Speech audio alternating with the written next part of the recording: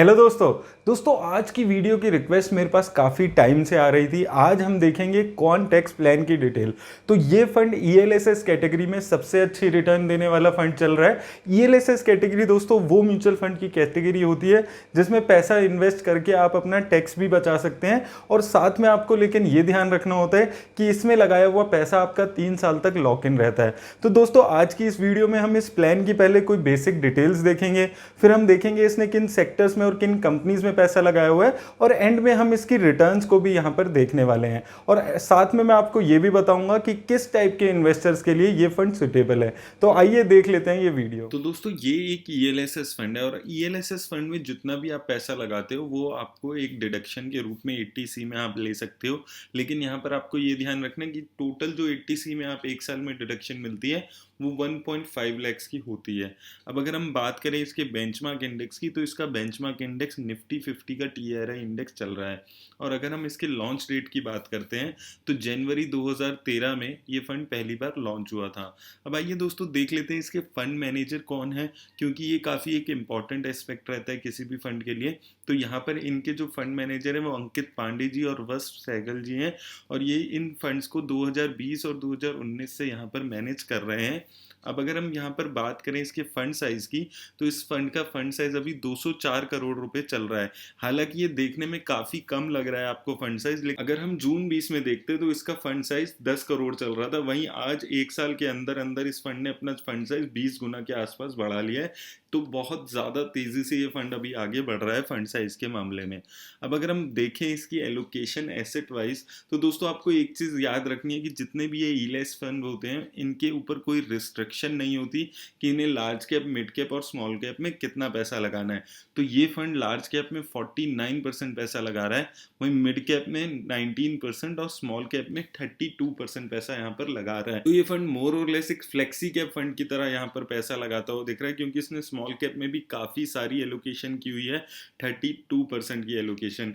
Generally हम ये देखते हैं कि जो ईएलएसएस फंड्स हैं वो मेजर अपनी एलोकेशन लार्ज कैप और मिड कैप में करते हैं, लेकिन ये फंड थोड़ा अलग स्ट्रेटेजी पे काम करता है। इसने स्मॉल कैप में 32% पैसा लगाया हुआ है। तो आपको ये चीज याद रखनी है कि अगर आप इस फंड में इन्वेस्ट कर रहे हो तो आपको वेरी हाई रिस्क इन्वेस्टर ही यहाँ पर इन्वेस्ट करें। अब अगर हम इसकी एक्सपेंस रेशो की बात करें तो इस फंड की एक्सपेंस रेशो 0.57% चल रही है, जो कि काफ़ी कम है। अगर हम इसकी कैटेगरी एवरेज से कंपेयर करते हैं तो लगभग आधी इस फंड की एक्सपेंस रेशो है, जो कि एक बहुत ही अच्छी बात है इन्वेस्टर्स के लिए। अब अगर हम इसके एग्जिट लोड की बात करें तो दोस्तों यहाँ पर आपको एक चीज़ ध्यान रखनी है कि जितने भी ईएलएसएस फंड्स होते हैं यहाँ पर इस पे एग्जिट लोड नहीं लगता है, लेकिन जो आपका पैसा है वो 3 साल के लिए लॉक इन रहता है। अब 3 साल के लिए लॉक इन में ये सवाल मेरे पास काफ़ी बार आता है, लोग ये कंफ्यूज होते हैं। तो आपको ये चीज़ ध्यान रखनी है कि आप जितनी भी एसआईपी करा रहे हैं और उस हर एसआईपी का अमाउंट आपका 3 साल के लिए ब्लॉक हो जाएगा। तो यानी कि अगर आप एक एसआईपी करा रहे हैं और जनवरी 2021 में आपने कुछ यूनिट्स खरीदी थी, तो वो अमाउंट आपका जनवरी 2024 तक लॉक इन रहेगा। फिर आपने अगर फेब 2021 में कुछ यूनिट्स खरीदी थी तो वो अमाउंट आपका अगले फेब 2024 तक ब्लॉक रहेगा। तो आपको ये चीज़ ध्यान में यहाँ पर रखनी है। अब आइए दोस्तों हम ये देख लेते हैं कि इस फंड की रिस्क रेशियोज क्या बता रही है इस फंड के बारे में। तो अब अगर हम इस फंड की रिस्क रेशियोज पे बात करें तो इस फंड का स्टैंडर्ड डेविएशन चल रहा है 21.13, वहीं शार्प रेशियो इसका 1.11 चल रहा है, और इसका टर्नओवर रेशियो 452% चल रहा है। अगर हम इसको यहाँ पर इसकी कैटेगरी एवरेज से कंपेयर करते हैं तो कैटेगरी एवरेज स्टैंडर्ड डेविएशन 19.07 चल रहा है। तो दोस्तों किसी भी फंड का स्टैंडर्ड डेविएशन ये बताता है कि वो फंड कितना वॉलेटाइल है रिटर्न देने के मामले में, और ये जितना कम होता है उतनी ही ज़्यादा फंड की स्टेबिलिटी दिखाता है। तो यहाँ पर एक चीज़ दिख रही है कि ये जो फंड है ये ज़्यादा वॉलेटाइल है in comparison to category average funds.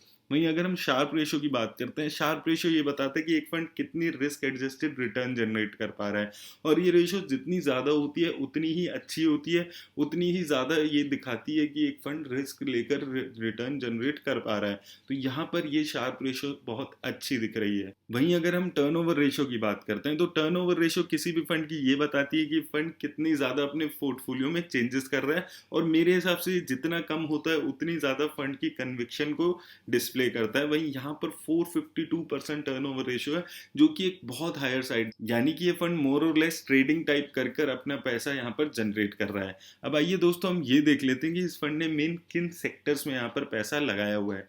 अब अगर हम यहाँ पर सेक्टर वाइज एलोकेशन देखते हैं तो इसने सबसे ज़्यादा पैसा हेल्थ केयर सेक्टर में लगाया हुआ है 24%, वहीं फाइनेंशियल में 23%। उसी तरह एफएमसीजी, कम्युनिकेशन और मेटल सेक्टर में भी यहाँ पर टॉप 5 सेक्टर दिख रहे हैं। तो मेजर पैसा अगर आप देखेंगे इसने 3 सेक्टर में यहाँ पर दिख रहा है, हेल्थ केयर, फाइनेंशियल और एफएमसीजी। हेल्थ केयर ने पिछले 1-1.5 साल में काफ़ी अच्छी रिटर्न जनरेट की है, वो इस फंड में भी आपको दिखेगी अभी अगर हम यहाँ पर आगे इसकी रिटर्न्स को कंपेयर करेंगे। अब आइए दोस्तों ये देख लेते हैं कि इस फंड की में टॉप 10 कंपनीज कौन सी हैं।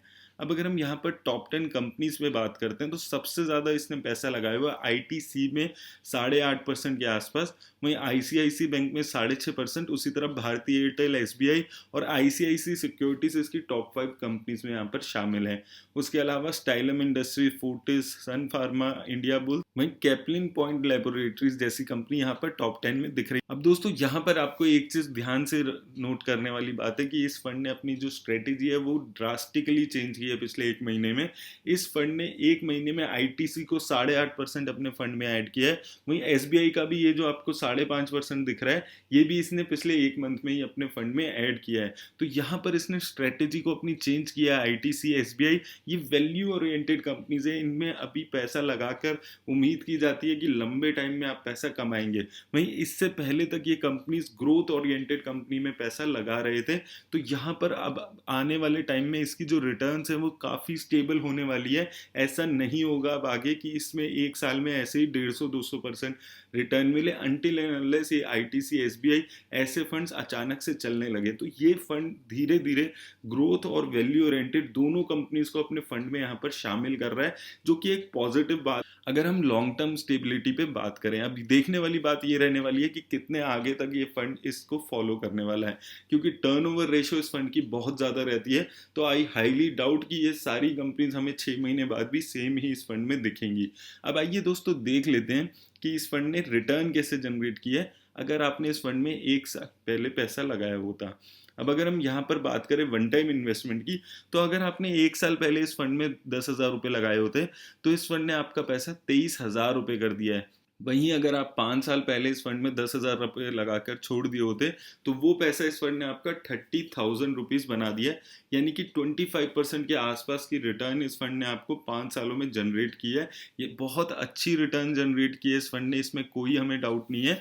और अगर आपने इस फंड की इंसेप्शन में यानी कि जनवरी 2013 में ही इस फंड में 10,000 रुपये लगा दिए होते तो वो पैसा इस फंड ने आपका 52,000 रुपीज़ बना दिया है। तो दोस्तों रिटर्न के मामले में ये फंड बहुत अच्छा है, सबसे अच्छी रिटर्न देने वाला फंड ये चल रहा है। पिछले 5, 3, 1 सालों में अगर हम बात करते हैं तो इस फंड से अच्छी रिटर्न किसी भी टैक्स सेवर प्लान ने नहीं दी है।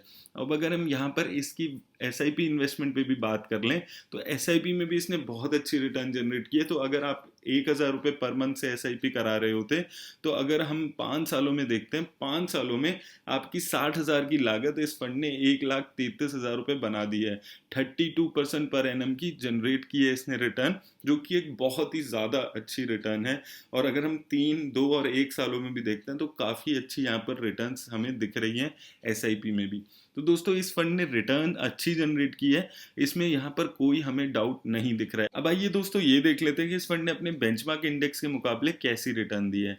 अब अगर हम इसको इसके बेंचमार्क से कंपेयर करते हैं तो इस फंड ने अपने बेंचमार्क को हर साल बहुत ही ज़्यादा गैप से बीट किया है। तो यहाँ पर इस चीज़ में कोई डाउट नहीं है। 1 साल में तो हम देखते हैं तो लगभग डबल इसने रिटर्न दी है अपने बेंचमार्क इंडेक्स से। 2 सालों में आप देखोगे तो लगभग 3 गुना अच्छी रिटर्न दी है। इस फंड ने बहुत अच्छी रिटर्न दी है, इसमें कोई डाउट नहीं है। लेकिन अगर आप इस फंड में इन्वेस्ट करने का सोच रहे हैं तो आपको 2-3 चीज़ों का ख्याल रखना है। पहली चीज़ आपको ये ध्यान रखनी है कि ये फंड जो है ये स्मॉल कैप कंपनीज में 32% पैसा लगा रहा है। तो अगर आप रिस्क ले सकते हैं, वेरी हाई रिस्क वाले इन्वेस्टर हैं, तो ही आप इस फंड में इन्वेस्ट करने का सोचें। दूसरा, इस फंड ने अभी रिसेंटली अपनी जो स्ट्रेटेजी है वो काफ़ी चेंज की है। ये वैल्यू ओरिएंटेड कंपनीज में भी काफ़ी पैसा लगाने लगा है।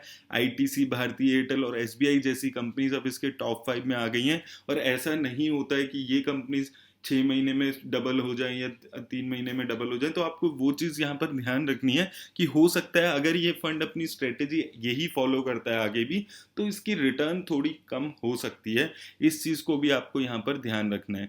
और अगर आपके पोर्टफोलियो में ये फंड सूट करता है तो ही आपको इसको ऐड करना है, क्योंकि यहाँ पर जो इसके क्वांट के दूसरे फंड्स हैं, इस पे भी मैं आपको कई बार बताया है, क्वांट के दूसरे फंड्स भी हैं जो वो भी लगभग सेम ही कंपनीज को रखते हैं। तो अगर आप क्वांट के किसी और फंड में ऑलरेडी इन्वेस्टेड हैं तो इस फंड में इन्वेस्ट करने से आप बच सकते हैं।